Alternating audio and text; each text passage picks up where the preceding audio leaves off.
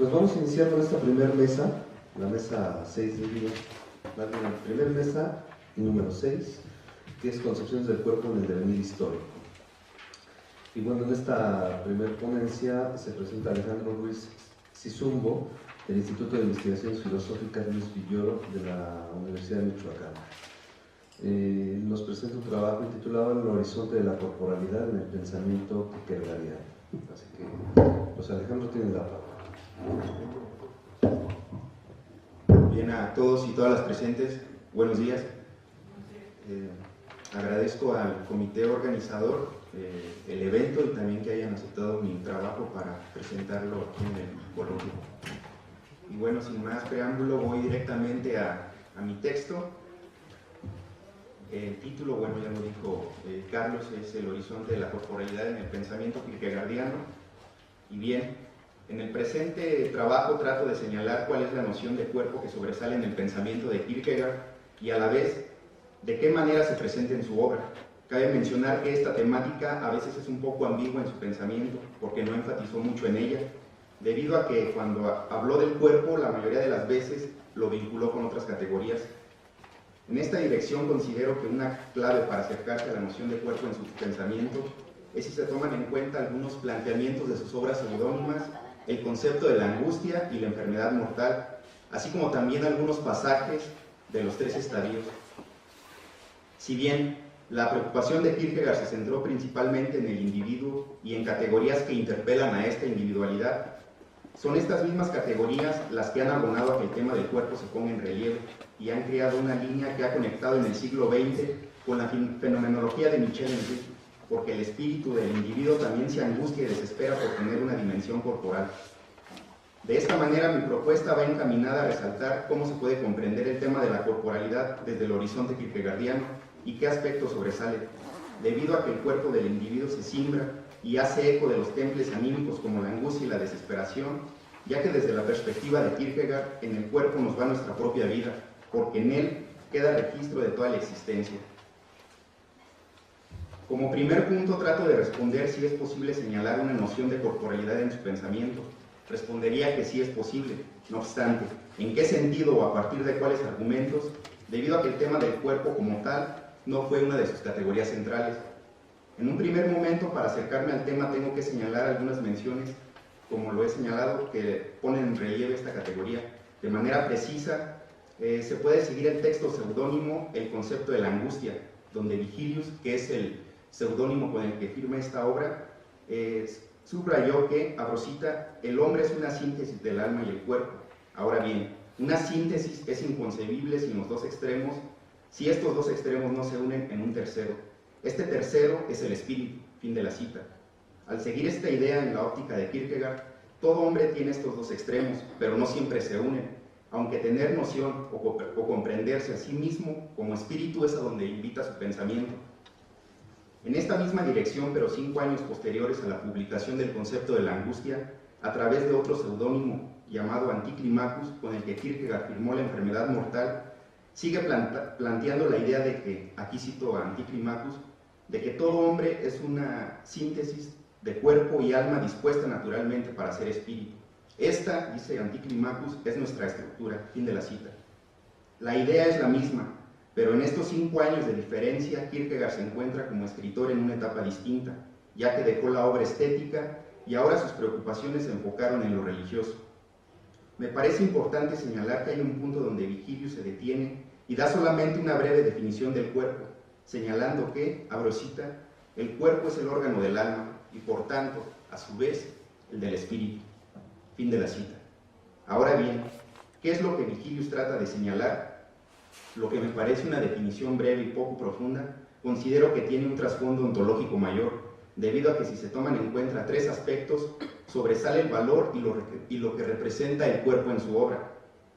El primero de estos aspectos es porque el cuerpo, abro cita, juega un papel antropológico y psicológicamente dialéctico en el ser humano, en ocasiones sirviendo como bastión o apoyo de la propia existencia y en ocasiones como un límite o impedimento de la misma, fin de la cita. En el segundo aspecto es porque, abro cita otra vez, porque representa para el espíritu finitud, por medio de lo cual El hombre se somete a lo concreto en un espacio determinado y lo pone en el tiempo. Fin de la cita. Finalmente, el tercero es porque considero que la angustia y la desesperación hacen que el tema de la corporalidad resalte, debido a que ambos templos anímicos simbran y repercuten en el cuerpo del individuo, porque las reacciones del cuerpo hacia el pecado, la fe, la ambigüedad de la nada y ante el dolor son múltiples, pero en cada caso singulares.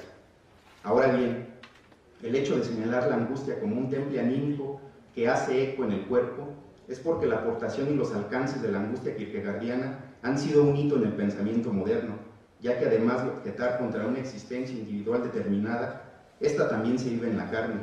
En este sentido, Kierkegaard demostró que no es un simple fenómeno pasajero, ya que es la perpetua vivencia, abro cita, de que somos un cuerpo en construcción, algo no acabado o logrado, sino promesa que ha de enfrentarse con la terrible realidad de verse terminado antes de acabar, es decir, un cuerpo abortado. Fin de la cita. En este cuerpo abortado la angustia también genera la sensación de una fragilidad ante la vida, y es por eso que se siente finito, pero en esta finitud y en esta fragilidad, el espíritu se mantiene firme cuando se apoya en el poder que lo fundamenta. Si bien, al señalar las dos obras seudónimas, el concepto y la enfermedad, es porque además de ser los mayores referentes de su obra, en ella se encuentra con mayor rigor su estudio existencial del hombre, y donde considero que su propuesta apunta a que los movimientos de la existencia, en estos movimientos de la existencia, el cuerpo siempre va por delante. Además, en dichas obras seudónimas se ponen en relieve categorías como la repetición, el pecado, la fe, la angustia y la desesperación, y me parece importante señalar que al abordar estas categorías sobresale el tema de la corporalidad, debido a que todas ellas inciden en el cuerpo del individuo. Ahora bien, como segundo punto, al tomar en cuenta los estadios kierkegaardianos, el horizonte se puede ampliar, debido a que cada uno de ellos tiene características que se relacionan con la corporalidad. En este sentido sigo el planteamiento de Theodor Adorno, ya que en su obra Kierkegaard, Construcción de lo Estético, señaló, abro cita, que sus figuras literarias son ilustraciones de sus categorías filosóficas. Fin de la cita. En esta dirección considero que cada personaje pone en relieve aspectos de la corporalidad y encarnan la figura del individuo que se encuentra en uno de los tres estadios, como el seductor del estadio estético, el juez o el hombre casado del ético, o el Abraham bíblico del religioso. Además, no solo proyectan aspectos de la corporalidad, debido a que los movimientos que realiza cada uno tienen diferencias radicales, debido a que no es lo mismo para el individuo de la fe estar en el estadio religioso y todo lo que implica esta esfera, que estar en la desesperación del sinsentido del mundo y de no querer ser uno mismo. No es lo mismo perderse en la multitud y cobijarse en ella que asumir de manera individual el compromiso de la propia existencia. En el estadio estético se puede comparar al esteta con el perverso, que transgrede no solo su cuerpo, sino que disfruta de transgredir el cuerpo de sus semejantes. En la obra seudónima kierkegaardiana, o lo uno o lo otro, con una descripción detallada, B nos dice que el esteta, abro cita, es un hombre enigmático, o al menos es lo que intenta ser. Fin de la cita. La interpretación que hago es la del esteta cercano al placer, porque sorprende hasta qué extremos puede someter su cuerpo y el cuerpo de quienes lo rodean. No hay un anclaje en él que lo limite, debido a que lleva su cuerpo a los extremos del goce que a la vez le ocasionan desesperación, y aún así decide continuar en esta dirección. En el esteta hay un imperativo de siempre querer ir más allá. En él hay una especie de compulsión repetitiva por exceder los límites corporales, porque en ello ve, abro cita, un goce para lo cual la vida del individuo, de este individuo está hecha. Fin de la cita. Las consecuencias de una vida así son tales, ya que para Kierkegaard, cuando hay una percepción estética de la vida, los resultados serán una forma, abro cita, más inmediata pero equívoca de la existencia. Es un espejismo que falsea una realidad. Fin de la cita. Debido a que la vida del esteta es la de la apariencia y la de falta de compromiso. Someter su cuerpo a un orden es impensable, y definitivamente es un hombre enigmático para quienes se relacionan con él. En el estadio ético está la imagen de un hombre comprometido con su entorno y con su propia vida. En él, los excesos corporales están lejos de ser una opción. Hay un alejamiento de los placeres corporales y del vicio, aunque a veces aparece la monotonía. En esta misma segunda parte de lo uno o lo otro, B, abro cita, se considera a sí mismo alguien a quien lucha a favor del matrimonio. Fin de la cita, ya que para él tiene dos momentos, uno ético y uno religioso. A diferencia de la vida del esteta, destaca su perspectiva del mundo, ya que hay algo propio de este estadio, que es la conciencia del compromiso con lo general, porque en él está presente, Abrosita, el acto de justicia que tiene detrás de sí el aprendizaje, una ejercitación en el discernimiento, una verdadera educación en la posibilidad, que es realmente la adquisición laboriosa de los hábitos morales. Fin de la cita. Para señalar el tema de la corporalidad en el estadio religioso, he tomado en cuenta la obra Temor y Temblor, del seudónimo Johannes de Silentio. En ella está la distinción entre el héroe de la época antigua y Abraham. Las características que sobresalen en dicho contraste son el tema ético, pero también el tema de la fe, ya que siguiendo a Johannes, Abrosita, Dios quiso probar a Abraham, y como éste soportó la prueba, conservó su fe, y contra espera recuperó de nuevo a su hijo. Fin de la cita.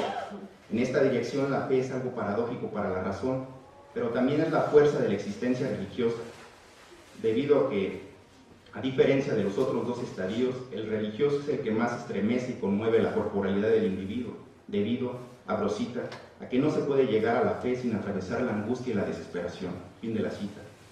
La figura de Abraham ha sido el referente para señalar los movimientos corporales que se dan en la fe, ya que él la llevó a lo más alto, y con esto pudo salvar a su hijo a pesar de que hubo angustia en él, debido a que la fe y la promesa solo son posibles en un mundo encarnado, y mientras exista un cuerpo encarnado habrá la posibilidad de alcanzar esa fe. A partir de lo anteriormente señalado acerca de la noción de la corporeidad en Kierkegaard, un tercer punto es la recepción que tuvo su pensamiento en la fenomenología de Michel Henry. Si bien, como antecedente contextual, el tema de la carne cobró un especial interés en el siglo XX, a partir de lo que se denominó giro corporal. En un principio fue realizado por la filosofía de Husserl. Posteriormente, los planteamientos fueron extendidos por algunos de sus seguidores, Abrosita, quienes se propusieron a elaborar lo que se puede llamar una filosofía de la corporalidad. Fin de la cita. Puedo agregar que en este giro, el autor que me ha interesado, como he señalado, es Michel Henry, porque al revisar su obra considero que en algunos puntos siguió la estela del pensamiento de Kierkegaard, ya que a diferencia de sus contemporáneos, se acercó a la temática del cristianismo. Como fenomenólogo, la corporalidad y la carne fueron categorías de primer orden en su pensamiento, y sobre este asunto señaló que, Abrosita, aquello que caracteriza a los seres encarnados es que tienen un cuerpo. Fin de la cita.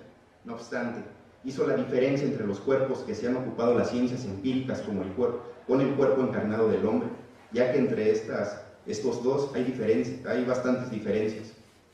En esta dirección, el cuerpo que experimenta a sí mismo y que siente el aire, el calor, el que se angustia y desespera, Henry le llama carne, y a todo lo que no es humano le llama cuerpo.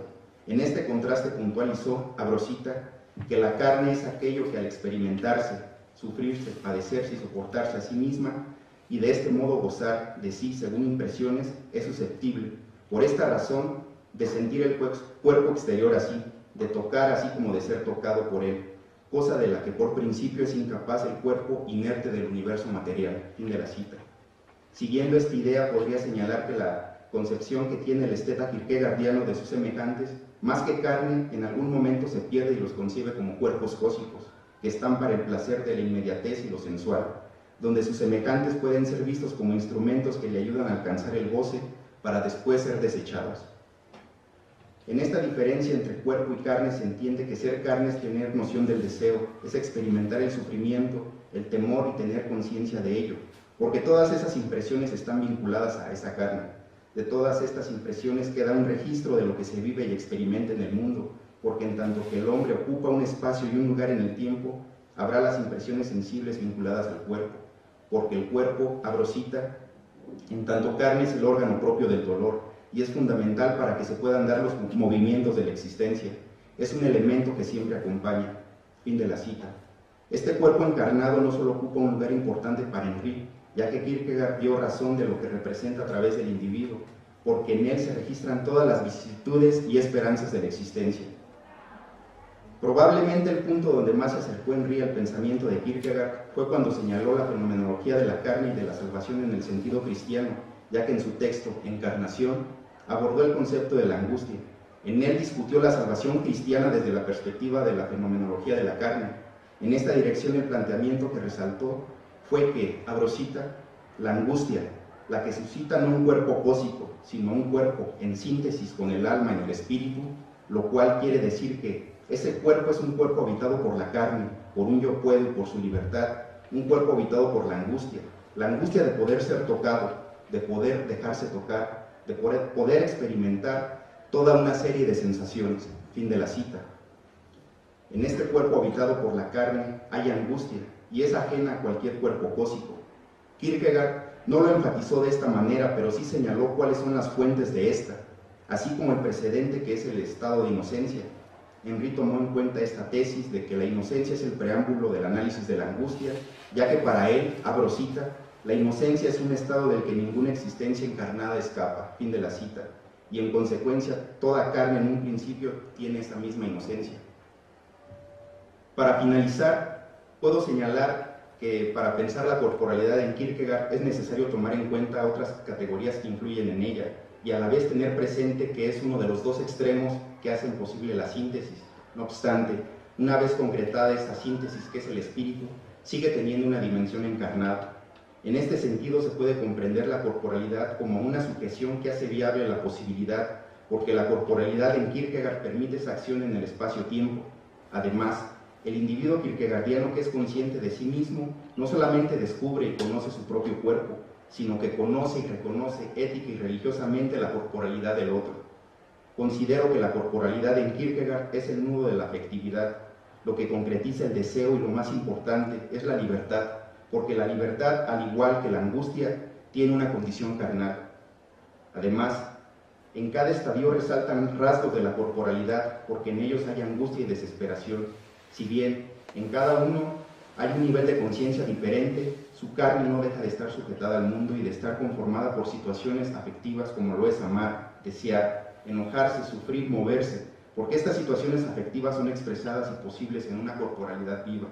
He señalado también que en el siglo XX Michel Henry siguió el pensamiento de Kierkegaard, porque en su perspectiva fenomenológica de la encarnación incide en todas las problemáticas de la existencia. Puedo agregar que Kierkegaard, al haber puesto el acento filosófico en la angustia, dio inicio a las discusiones contemporáneas sobre este estado psicológico, como él la llamó, el cual tiene implicaciones en la constitución de todo hombre, y una de estas implicaciones ha sido la forma en que se manifiesta y pone en relieve en el cuerpo del individuo. Gracias.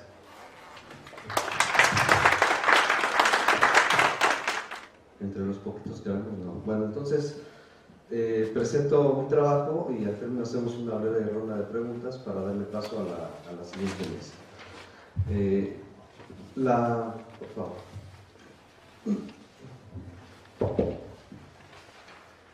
Bueno, les preparé un trabajo que titulé como Ascética Corporal e Imaginario Evangélico a principios del siglo XX en México. Vamos a ver qué les parece. Quisiera hacer una aclaración que a veces pienso que aburro por lo mismo, pero que no dejo de presentarla en contextos como estos, donde en general, o en espacios como estos, donde los estudiantes o los académicos de pronto no tienen tanto acercamiento a los procesos históricos. Entonces, a diferencia de lo que hablé ayer, hoy me voy a colocar más en el lugar de historiador. Voy a presentar un trabajo en el orden de lo histórico y con un enfoque de orden histórico. Y entonces lo que siempre suelo decir es un poco para qué la historia, para qué diablos sirve hacer historia. Y lo que pienso al principio es que, debemos de tener claro, por lo menos tendrían ustedes que tener claro sobre lo que yo tengo claro, que es que la historia no es otra cosa en mi caso que una especie de compromiso con el comprender. ¿Comprender qué? Pues comprender el modo en que ahora me vivo, en que ahora se viven los contemporáneos o mis contemporáneos, o como decía Ernest Keller, mis particulares. Se trata de comprender el modo en cómo es que vivimos este cuerpo, cómo lo experienciamos, cómo lo sujetamos y cómo incluso lo violamos, ¿no? Para este caso, pienso que el acto de comprender estaría dirigido a los modos en que los cuerpos en la actualidad han sido, para bien o para mal, domesticados o naturalizados, a grado tal que la moralización promovida durante el siglo XIX, principios del siglo XX, terminó por convertirse en nuestra necesidad gustosa, deseosa de ser bellos y de ser sanos. Yo recuerdo que hace aproximadamente yo por ahí le pienso como unos 12 años, habré leído en la Biblioteca México, ahí en el Metro Valderas, afuera del Metro Valderas, un periódico que se llama El Mercurio, de 1802, mexicano el periódico, que presentaba un artículo en donde decía que se acababa de inaugurar un hospital de los más adelantados del país, en donde se decía que ya contaba con baños, en donde la gente podía bañarse, los enfermos podían bañarse una vez por semana, y que esos eran adelantos tremendos. Y entonces muy probablemente desde aquel entonces yo caí en la cuenta que esto que yo hacía gustosamente, alegremente, y que incluso al hacerlo me daba un toque o me hacía sentir un toque de limpieza, el bañarme diario. Y yo de pronto escuchaba gente que hasta 2 veces al día lo hacía y que eso era placentero. Lavarse los dientes diario, 3 veces al día o más. Y elaborar todo un régimen corporal que, insisto, ya no tiene que ver con un deber ser, tiene que ver con un desear ser así. En esos términos es como yo me refiero a que ya ha pasado a un segundo momento el problema de la moralización de las prácticas de salud y la higiene, y hemos pasado más a una lógica que tiene que ver con la estética y con el deseo de ser bellos y de ser sanos. Y claro, la domesticación y naturalización es importante porque justo nos vivimos de un modo en que suponemos que las cosas siempre han sido como suponemos que ahora son. O sea, las cosas son hoy como fueron ayer y por lo tanto así tendrán que ser mañana. Ese es el lugar donde yo inserto el ajo de la historia para comprender que las cosas no siempre han sido así, que los modos en que yo experimento mi cuerpo, si bien es cierto, como decía Paul Ricoeur, el cuerpo experienciado es una cosa distinta al cuerpo narrado, es cierto, tampoco podemos decir que la experiencia del cuerpo está deshistorizada. Es decir, hay procesos históricos que nos van llevando a vivir el cuerpo de un modo particular y no de otro. Y es en ese ajo donde inserto la historia y el porqué de la historia. Ahora, la pregunta es, ¿cómo diablos llegamos a este punto? ¿Cómo llegamos al punto en el que, de un modo natural, yo me levanto por la mañana y me baño porque quiero oler bonito? ¿Cómo diablos llegamos al punto donde de pronto tengo todo un kit de cremas, de lociones, gel, porque me quiero ver bonito? ¿Cómo llegamos a ese momento? ¿O cómo llegamos al momento donde tenemos tos o gripe y de un modo natural compramos una pastilla para que nuestro cuerpo se sienta bien? Y podemos hablar de toda una serie de estrategias, o de actos, o de prácticas inscritas en la higiene y en la salud, que dan cuenta del modo en que naturalizamos nuestro modo de vivir, que en algún momento, tenemos que tener claro, no era. ¿Cómo llegamos al punto donde la moral ha sido domesticada y practicada incluso con placer? Bueno, pues vamos a empezar a trabajar el tema. Quién sabe si lo termine de trabajar, pero lo vamos a iniciar. Inauguramos, pero no cerramos. Entre los griegos, ascesis o ascesis significaba ejercicio y control de sí mismo a fin de lograr fuerza, habilidad y maestría en los juegos atléticos. Los filósofos estoicos aplicaron esta palabra a su práctica de disciplina moral, y con este sentido pasó a los primeros cristianos. Sin embargo, entre estos últimos, el término vino a significar muy pronto una abstinencia llevada al extremo. Abstinencia del vino y de la vida matrimonial en particular, pero también de los placeres comunes. Los primeros ascetas cristianos fueron los anacoretas o ermitaños del desierto, que rompían toda relación personal y social con la esperanza de aproximarse así más a Dios.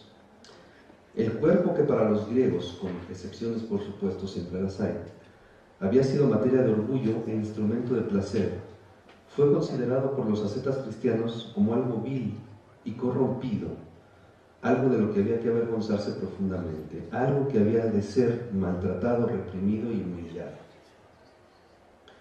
Había ascetas que jamás se sentaban o acostaban, que se pasaban años en los altos de una columna, que nunca se lavaban, que no se quitaban las ropas durante años, hasta que se les caía en pedazos, que no comían más que hierbas, que vivían en pozos secos, entre pantanos o tumbas, vestidos únicamente con su largo cabello. Durante unos 200 años, se pensó que los rasgos distintivos de los verdaderos siervos de Dios era la vida austera, la penitencia, los azotes, y el torturarse de manera atroz. Al fin surgió, en vez de los grupos de celdas eremíticas, una vida monástica organizada, y con ella el trabajo y la oración vinieron a ser características de los religiosos más celosos. A pesar de esto, las prácticas ascéticas han sido consideradas a través de todos los siglos como particularmente gratas a Dios. Casos existen al por mayor, desde el caso de los terapeutas hasta el caso de todavía los actuales monjes en Monte Athos, que son, digamos, el Monte Athos es el equivalente a lo que sería Lhasa en Tíbet. Monte Athos congrega diversas denominaciones cristianas, y generalmente la práctica en Monte Athos es que desde el momento que se ingresa a los monasterios, desde ese momento hay un acto de clausura, es decir, no se vuelve a hablar, y lo único que se escucha, dicen los que han vivido esas prácticas, son los cantos gregorianos.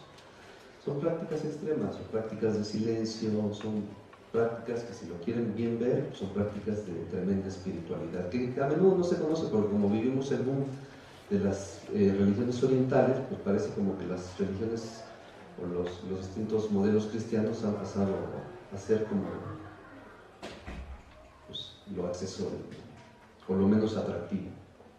Bueno, ha pasado miles de años, o algunos miles, y por supuesto las reglas ascéticas del fuego cambiaron.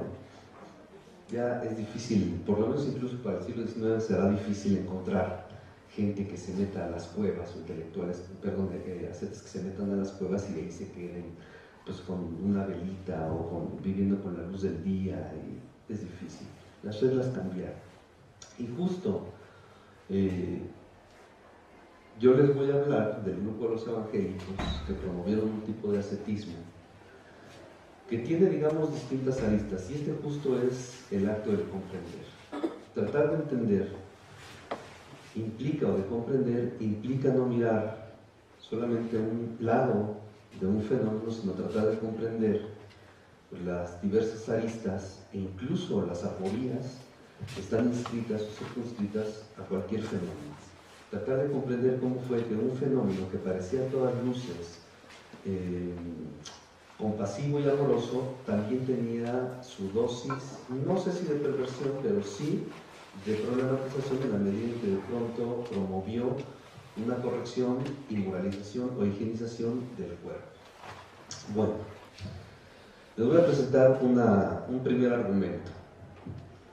Cuando los evangélicos, los grupos evangélicos que yo voy a presentar imágenes solamente de los grupos metodistas, que son los grupos la denominación que en mayor medida promovió un proyecto de salud en México. Cuando llegan en el último tercio del siglo XIX, en particular en la década de los 70 del siglo XIX, pues México está jodido, como siempre.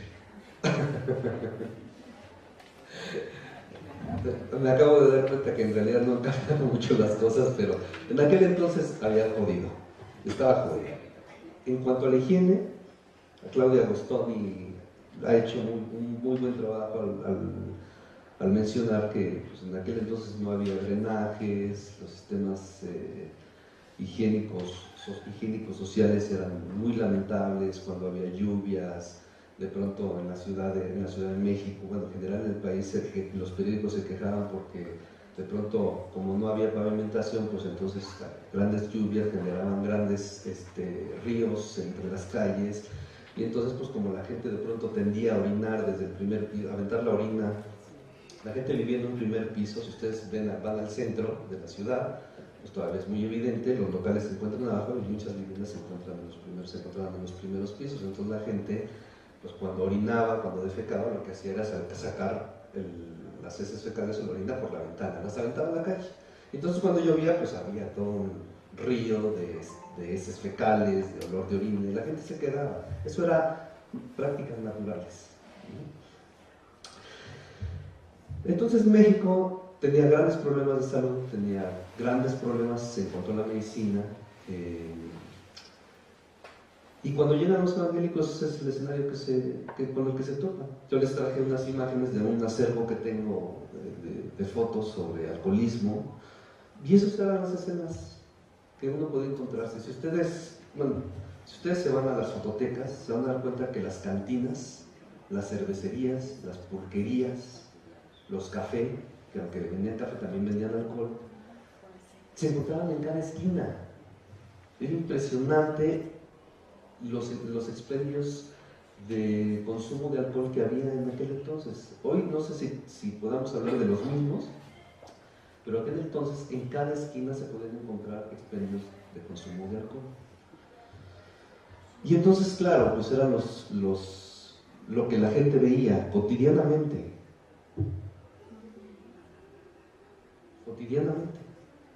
De pronto hago esta mención y tuve que recurrir a la imagen porque entre los estudiosos del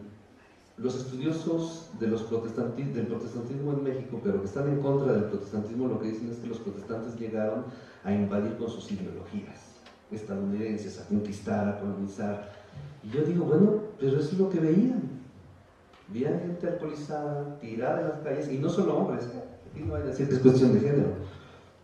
También nos encontramos con mujeres, están tiradas en las calles. Y solo les traje estas fotos. Tengo las N fotos que quieran de las mismas expresiones de alcoholismo que había en el país.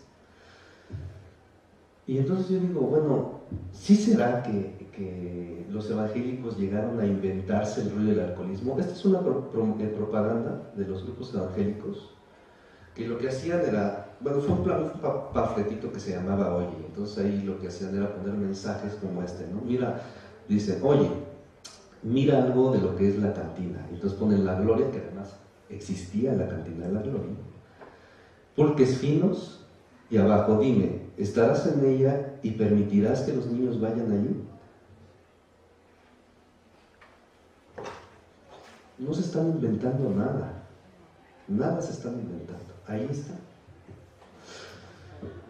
Esto justamente será lo que promoverá, lo que se promovió a la postre, lo que dio por promover a la postre como lo que yo llamo como el primer movimiento sistematizado de sociedades de temperancia, es decir, sociedades de mujeres y de hombres, pero principalmente de mujeres, que buscaron generar prácticas en contra del consumo de alcohol.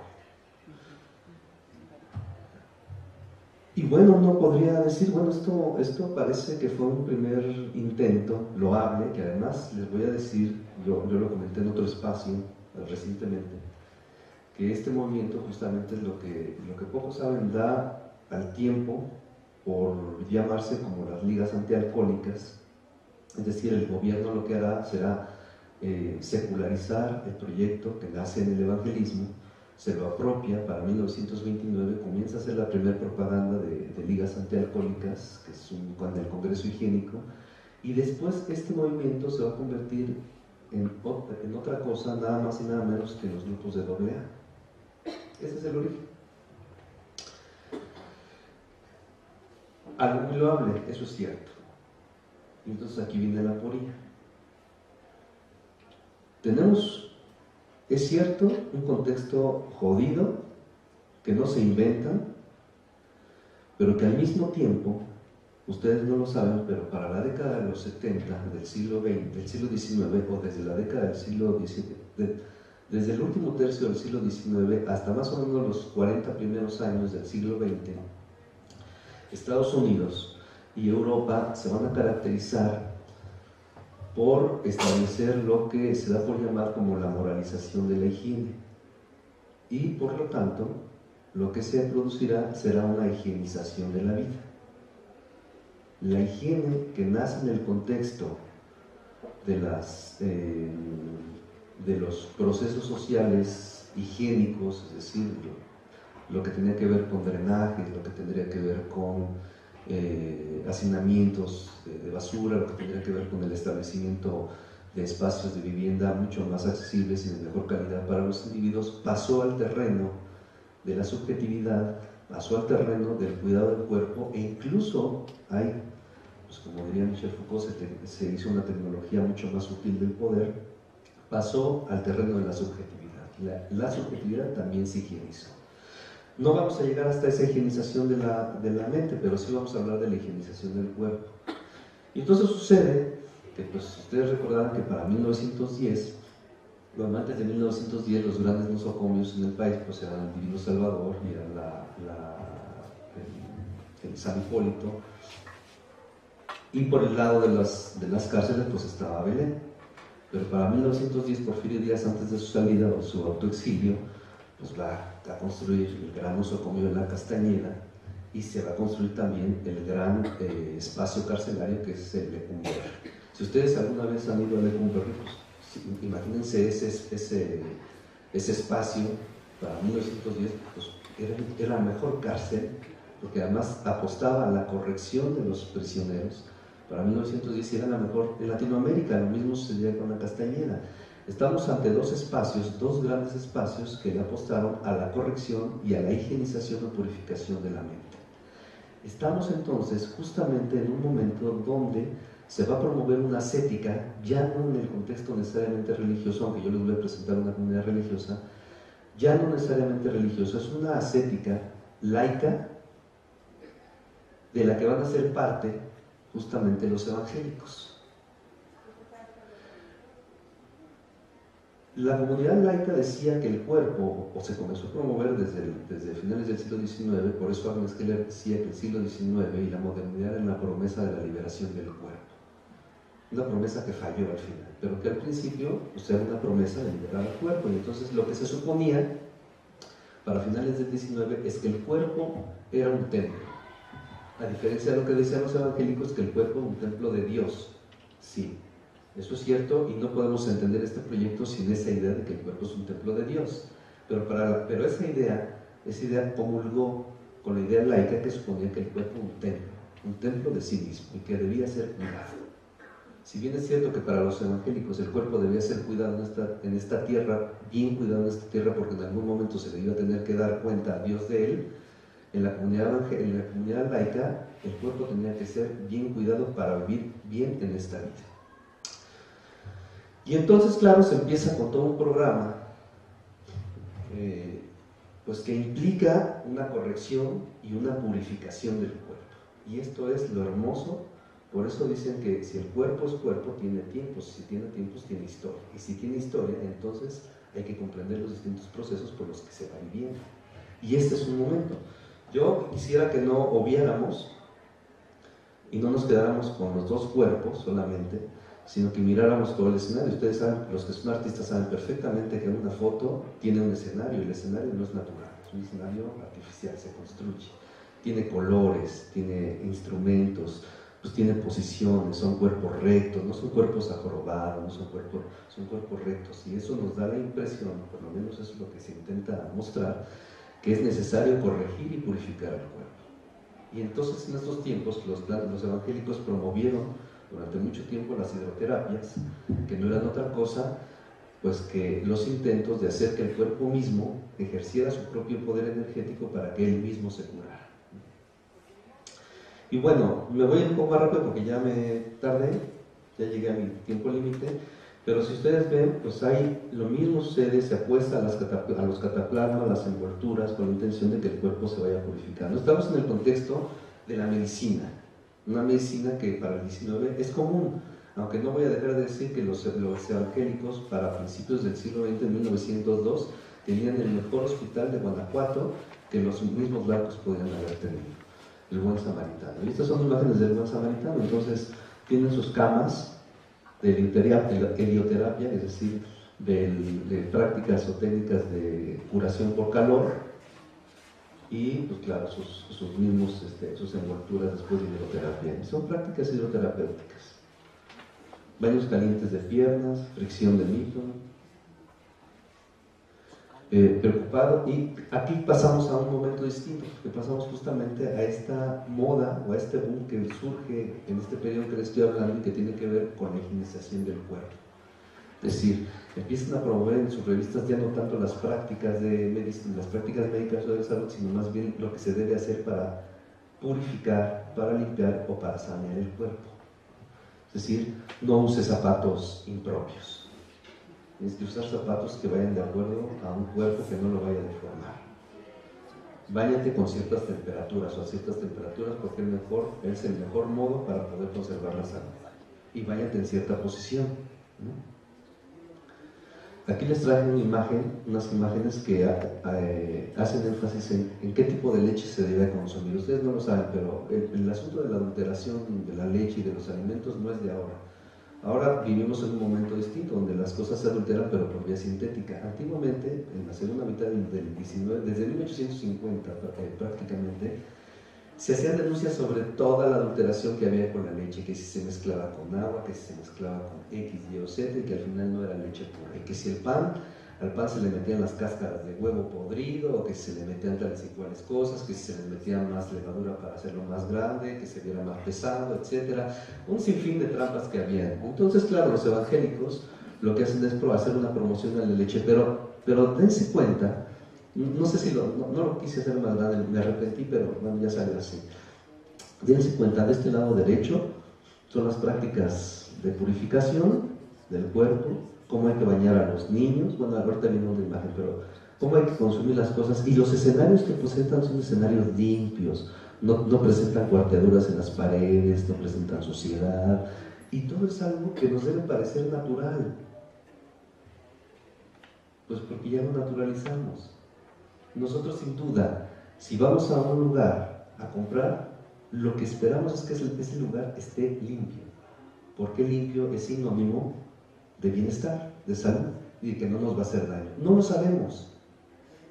Y ese es el impacto de la naturalización, que nos presentaron un mundo de imágenes, de prácticas y de propuestas que suponían un deber ser, que al tiempo se naturalizaron, dejaron de ser un deber ser y pasaron al mundo de la estética y del bienestar. Vean las prácticas de mesa. Un cuento alegre, dice aquí, un cuento alegre conduce a una buena digestión.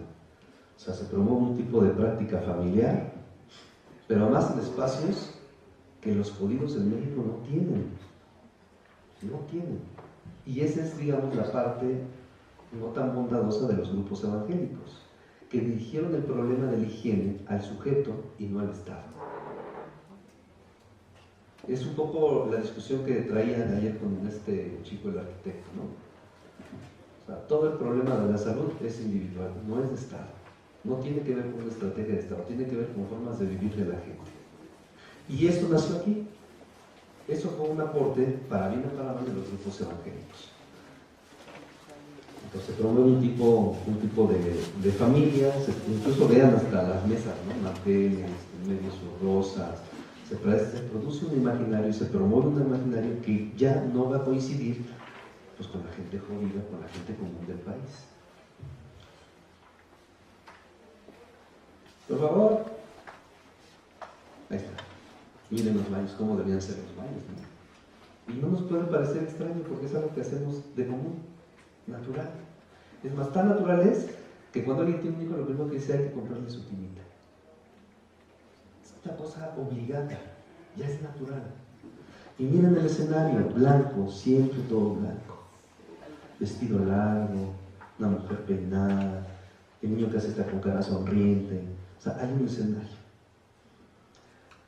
En el dormir, lo que se proponía era dormir pegados a la ventana, y estoy seguro que hoy muchos no lo harían por riesgo al enfermarse, pero en aquel entonces se promueve dormir pegado a la ventana. Aquí está el sujeto pegado a la ventana, porque se creía, o se decía que era mucho mejor dormir a la ventana porque así en la noche se seguía respirando un oxígeno puro. Entonces se promovían estilos de dormir. Si se van dando cuenta, les estoy presentando prácticas que están incidiendo en distintos ámbitos de la vida ordinaria. Es decir, con la intención de corregir y domesticar, de higienizar al cuerpo. Y hasta ahí la dejamos. Pues gracias.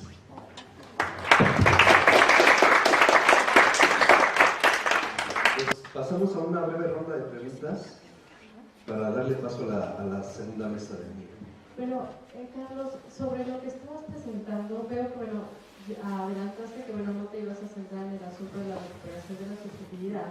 No obstante, sí me parece como muy importante si pudieras como acercarnos un poquito a este imaginario, ¿no?, que se modifica y que, bueno, hace que se tenga una relación diferente respecto de la higiene y respecto del cuerpo. O sea, cómo en este momento la subjetividad y la cuestión imaginaria empieza a permear, ¿no?, a esta sociedad que parece que no tiene tantas dificultades en modificar sus estilos y prácticas higiénicas.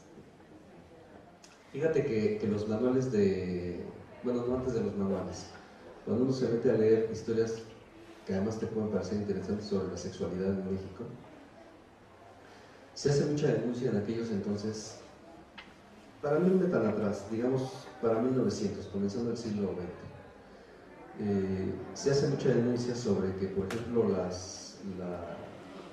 hay muchas parejas que se van a la Alameda y no solamente se van a cortejar, sino que de pronto empiezan a buscar espacios en la Alameda pues, para empezarse a dar sus quicos, y luego incluso ahí llegan a decir que hay gente que sostiene relaciones sexuales en la vía pública. Y entonces, en buena medida, todas esas prácticas, el asunto, por ejemplo, de que en un espacio durmieran más de dos familiares, dos hermanitos, dos hermanitas, o que durmieran los papás con los hijos, cosa que además era natural, porque las viviendas de los pobres eran de un cuarto, ¿no? De pronto tú empiezas a ver los manuales que desde finales del 19 empieza a haber una producción muy interesante de manuales sobre el buen vivir. Se empieza a hacer esa denuncia.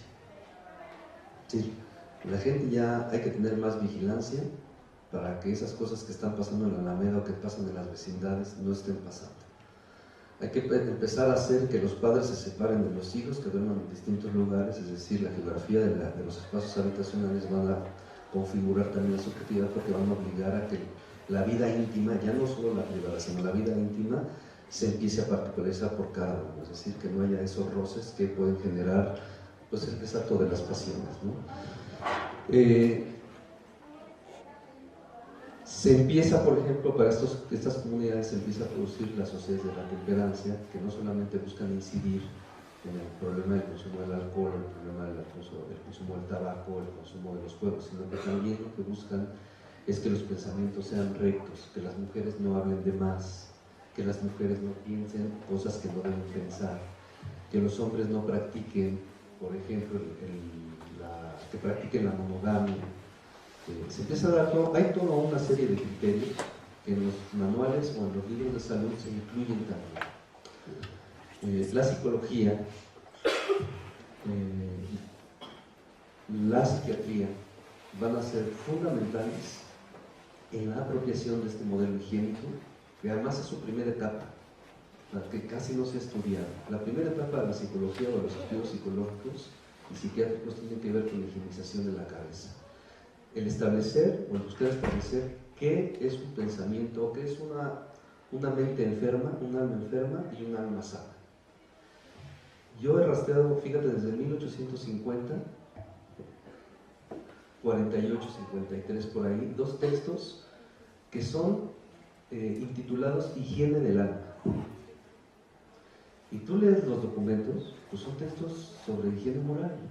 O sea, cómo se debe mover la mujer, cómo se debe vestir, qué no debe enseñar, cómo debe hablar, cómo debe pensar, cómo debe tocar, y cómo es que el marido, igual desde su lado, cómo tiene que pensar, cómo tiene que cortejar a la mujer, qué le puede decir y qué no le puede decir, qué es el acto de un buen caballero, abrirle la puerta, llevar la comida a la casa, ser de hogar, etc. Se da todo un manual que evidentemente va a configurar o va a buscar configurar las cabezas de la gente. El gran logro de esa higiene pues no es otra cosa que el manicomio de la Castañeda. O sea, ese es el gran logro, ¿no? Si tú piensas en los discursos que se van produciendo durante todo el 19, desde la frenología, la cranioscopía, la grafología, la fisionomía, la psiquiatría, la psicología, y en 1916 empiezan a darse las primeras interpretaciones del psicoanálisis en México con José Mesa y Gutiérrez, el primer director de la Castañeda, y te empiezas a dar todos esos discursos y dices, todo lleva la intención de establecer qué es una mente enferma y qué es una mente sana, pero no una mente enferma necesariamente de esas que van a estar en los manicomios, sino esas mentes enfermas que van a estar caminando por la vida ordinaria, ¿no? Y conviviendo entre la sociedad. Insisto, hablar mal o hablar bien, ver bien, no ver con lujuria, ver con bondad, ver con amor. Y en eso todos las comunidades en general fueron partidarias. Tú lees las propuestas morales de los evangélicos, yo tengo un trabajo sobre eso, la concepción de la familia y de las emociones como el amor, desde los evangélicos y los católicos, no hay diferencia, ¿no? Y si lees, por ejemplo, los discursos de los médicos higienistas, no hay diferencia. O sea, parece que hubo todo un bloque que se consolida o se va consolidando desde el principio del siglo con la intención de establecer pues, esos parámetros, ¿no? La normalidad de la enfermedad. No sé si por ahí podría ser, por ahora. Gracias, Blanca. ¿Alguien más? Yo. Algo.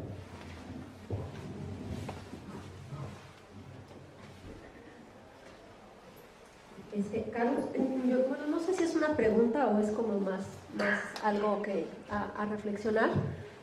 Hay lo que tú nos estás presentando me hace recordar una práctica que se empezó a hacer en este proceso de higienización del cuerpo, que se empezó a hacer con los neonatos a finales del siglo XIX, que es pues, la invención de la incubadora, ¿no? Y que provocó justo esta separación del cuerpo de los bebés, del cuerpo de la madre, en busca de esta higienización, ¿no? de que el bebé recién nacido estuviera limpio, perfectamente limpio. Y que bueno, ha tenido impactos tremendos en cómo se establecen las relaciones entre la madre, y no solamente en ese primer momento, sino incluso después, ¿no? En el que el contacto corporal, el contacto piel a piel es totalmente erradicado de las prácticas corporales cotidianas en ese momento y después. Y obviamente esto, bueno, ha tenido efectos tremendos en prácticas como la lactancia materna, ¿no? Porque precisamente pues, es vista como sucia, ¿no?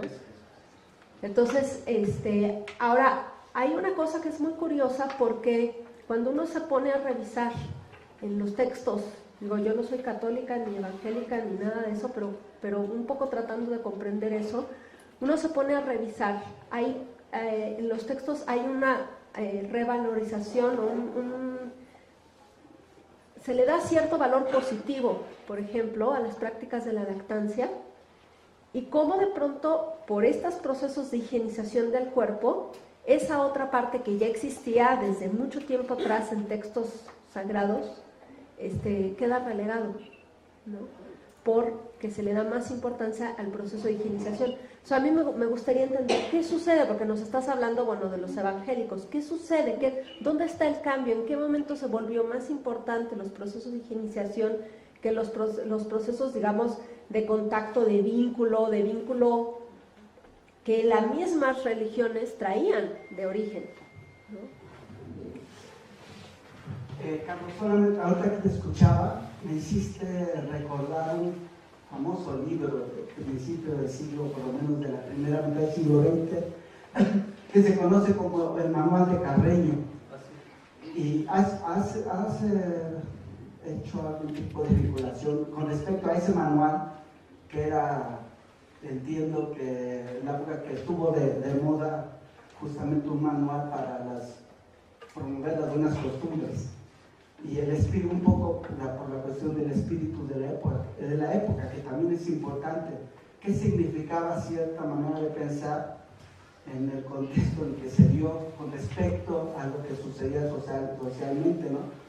Uno de ellos el tema de las medidas de higiene, promover el baño, si fuera posible, diario, por supuesto, en un momento en el cual el baño era cada semana, si bien no iba, ¿no? Porque a veces la higiene en muchos sectores de la sociedad, los baños no eran muy comunes que digamos. A mí todavía me tocó, siendo niño, en una época donde el baño era de cada semana, era del sábado, era la actividad del sábado. Lo recuerdo bien, ¿no? Bueno, eso es con respecto a ti. Con respecto a Alejandro, porque está vinculado ahora que lo mencionas. Finalmente, Kierkegaard viene de la misma tradición que vienen los grupos de los que habla Carlos. En este caso, Kierkegaard era luterano, era protestante. La cuestión aquí, que escuchándote, me preguntaba cómo la perspectiva luterana del mundo, la antropología que se genera a partir del protestantismo, del cristianismo reformado, del cual abreva, del cual surge Kierkegaard, cómo aparece aquí, porque entiendo que uno de las cosas que hizo la Reforma Protestante desde el 16 fue el intento de regresar a la Biblia, de regresar a las enseñanzas de la Biblia, en contraposición a lo que enseñaba la iglesia medieval en ese momento, la iglesia tradicional, más influida por el pensamiento griego, por el dualismo griego, que por la Biblia misma. ¿Cómo aparece en Kierkegaard? Me hacía esa pregunta al escucharte, si es que aparece o no, esta recuperación de la visión monista del hombre que hacen los reformadores en la relectura de la Biblia que hacen, contraponiéndola a la visión dualista, porque hay que recordar que la perspectiva antropológica en la Biblia es monista. Eso lo ha documentado muy bien un filósofo que tú seguro que conoces muy bien, que es Enrique Dussel, y tiene varias obras al respecto, ¿no? Una de ellas que se llama El humanismo semita, y otra que ahora no recuerdo bien, La concepción del hombre, algo así, en la época del origen del cristianismo, contraponiendo la perspectiva griega y la perspectiva judeocristiana. Creo que es el humanismo cristiano, ¿no? Uno es el humanismo semita, el otro es el humanismo helénico. Exacto, sí.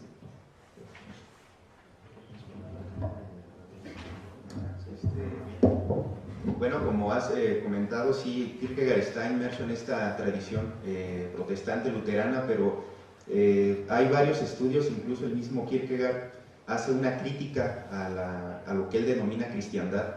Es decir, él veía que el espíritu de la época estaba dominado por una tendencia hacia la masificación. Tiene una categoría que se llama nivelación, donde dice que se pierde la parte individual o la individualidad del hombre.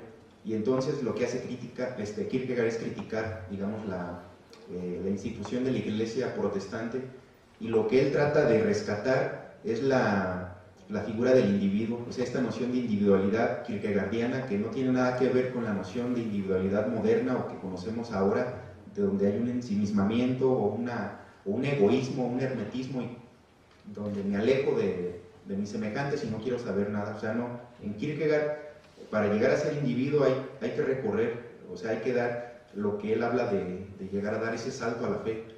Y bueno, es un tema muy profundo, así no lo conozco a detalle, pero creo que más bien sí hay una crítica hacia al propio protestantismo luterano, desde luego lo conoce.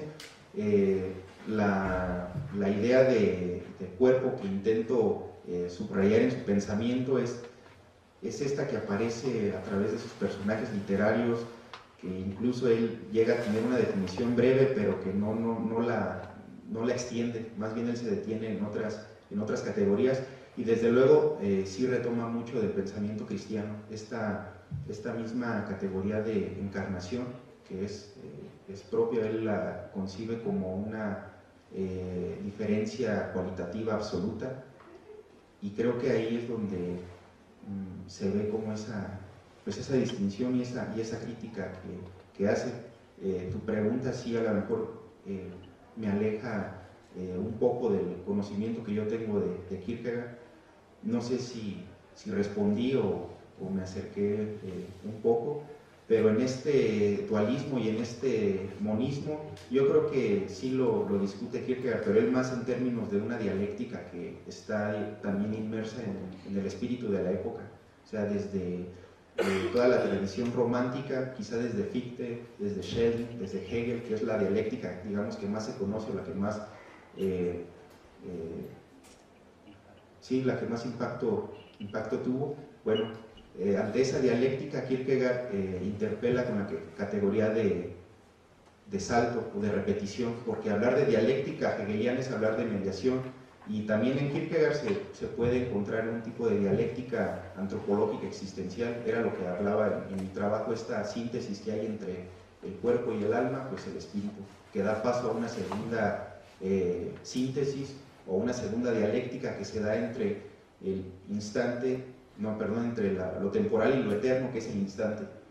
Pero finalmente lo que está pensando Kierkegaard pues es el individuo, y también de cómo llegar a ser cristiano. Él no duda, él no cuestiona que no cree, sino él más bien lo que se está preguntando es cómo llegar a ser cristiano, cómo ese individuo kierkegaardiano puede llegar a ser cristiano.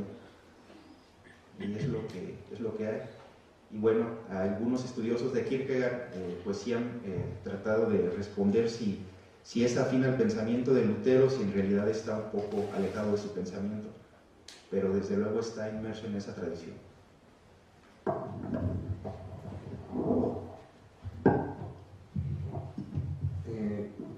Yo creo que justo es bueno, voy a dirigirme al comentario de Ale. Justo el tema evangélico, por eso es de pronto tan complicado abordarlo, no es fácil, porque este periodo de higienización al que ellos también contribuyeron, no significa, más bien, el hecho de que ellos hayan contribuido a ese periodo de higienización no significa que haya habido, digamos, una intención totalmente errónea. Cuando yo denuncio o sostengo que siempre dirigieron el problema de la salud y enfermedad o de la higiene al individuo y no al Estado, no significa que lo que se haya hecho haya estado colmado de error. Porque además, sí me parece que en este último periodo, que va de por lo menos 1890 a 1920, es un periodo en el que ellos van a considerar al cuerpo. Por eso decía al principio, ahí tenían que ir ustedes haciendo sus enganches con lo de la ascética, las reglas van cambiando, porque ahora el cuerpo, si en un principio una asceta buscaba hacer vil o concebía como vil al cuerpo, en estos tiempos el evangélico es prácticamente la comunidad que va casi en soledad, promoviendo la idea de que el cuerpo como templo debe ser pensado con cuidado, o sea, hay que cuidarlo. O sea, no puedes, decían ellos, ir por la vida desgastando para que en aras del placer vayas viviendo la vida como vejez, ¿no? Enfermo, etc., ¿no? ¿Por qué menciono esto? Porque a diferencia de otros grupos, más bien al margen de los evangélicos, los distintos grupos van pensando al cuerpo como el hermano asno de la mente. El cuerpo es eso que está, es un costal de papas, el cuerpo es un desecho, está colmado de instintos, se mueve por instintos, tiene secreciones, se echa gases, tiene flemas, se inflama. El cuerpo es una cosa sucia. David Le Breton justo decía, por eso el siglo XIX y el XX lo que se vive es un escamoteo del cuerpo. El cuerpo no piensa, el cuerpo no habla, el cuerpo no dice nada, el cuerpo es un costal de papas. Es el hermano asno. Claro, solamente puedes entender así esa separación, esa ruptura que se da con la madre. Porque justo en estos tiempos se va a vivir el impulso de la esterilización de la leche. O sea, lo que sale de aquí no es puro. Y lo que tenemos frente a nosotros, el modo rosoniano, pues es un cuerpo, es un niño puro, sano, nace sin pecado, nace sin suciedad. Pues hay que darle lo menos sucio posible. Por un lado. Y por otro lado, seguimos en el intento de comprender, históricamente, no podemos olvidar, no se puede olvidar, que durante la segunda mitad del siglo XIX, los niños no llegaban a los 7 años, muchos niños no llegaban a los 7 años de vida, no llegaban. El promedio de vida de los hombres era de 27 años. El 85% de la población era inculta, no sabía leer y no sabía escribir. Y entonces, por un lado, se ideologiza en las prácticas, pero por otro lado también tienes un contexto de extrema insalubridad. Los niños no viven mucho, los niños de cualquier enfermedad fallecen, lo puedes revisar en los registros de mortalidad, de mortandad. Y por supuesto también el Estado está buscando estrategias que puedan prolongar la vida, ¿no? Pues es obvio, ningún país puede sobrevivir con muertos, ¿no? Entonces, por un lado hay una estrategia que me parece resulta legítima. Por eso cuando de pronto yo menciono, ¿qué podemos pensar cuando los evangélicos dicen cuida tu cuerpo? Bueno, pues se puede decir, es una promoción de la ideología dominante estadounidense, ¿no? Traen su ideología y entonces cuando dicen cuida tu cuerpo, están queriendo colonizarnos. Entonces, ¿cuál es la lógica? Mátate. Mátate para que digas que la ideología es nacional, ¿no? Pues, cuida tu cuerpo. O sea, estás teniendo hay problemas de alcoholismo. Pues ¿a quién le va a gustar vivir eso? En esos panfletitos hay uno que yo lo tengo muy claro, que de pronto dibujan a una niña debajo de la cama y a la mamá así, y al esposo queriéndola golpear, violencia intrafamiliar, ¿no? Lo que ya llamamos ahora. Bueno, desde aquellos entonces ellos están denunciando eso, dicen el alcohol está provocando violencia al interior de las casas. Y sigue pasando. Los evangélicos han sido conocidos, entre otras muchas cosas, por haber extirpado, digamos, la práctica del consumo de alcohol. ¿Y sabes qué redituó? Pregúntale a las mujeres. Pues, las jodas que les ponían los esposos, ¿no? Y entonces, claro, insisto, todo ese problema del cuidado del cuerpo, la esterilización, por ejemplo, uno diría, bueno, sí, ahí se produce una ruptura, un trauma, digamos, ¿no? Ahora tendríamos que preguntarnos, ¿y qué se podía hacer? ¿Qué otro tipo de estrategia se tuvo que haber hecho o pensado para además los tiempos y las condiciones que se viven en aquel entonces? ¿Qué se podía haber hecho?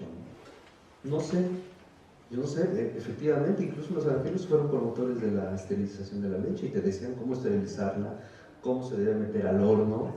Había dos, los naturales y los eléctricos, ¿no?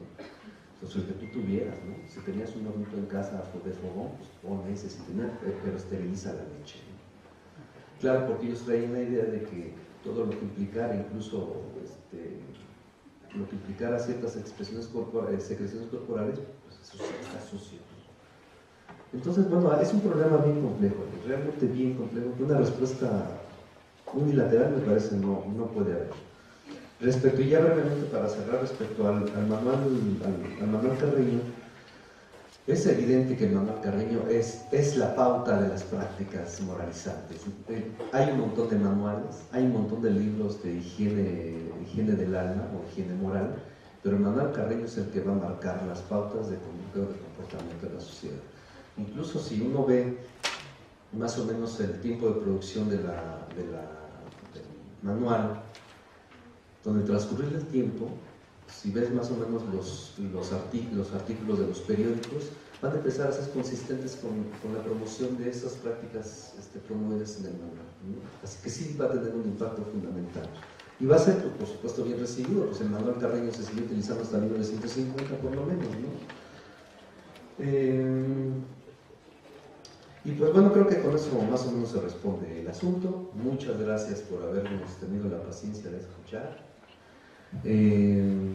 Pues le damos las gracias a Alejandro por haber presentado su trabajo, que además está muy bien logrado. Esperemos que para el siguiente, que esperemos sea en Michoacán, pues te puedas presentar con los avances de tus investigaciones. Pues gracias, damos paso a la siguiente mesa y pues nada.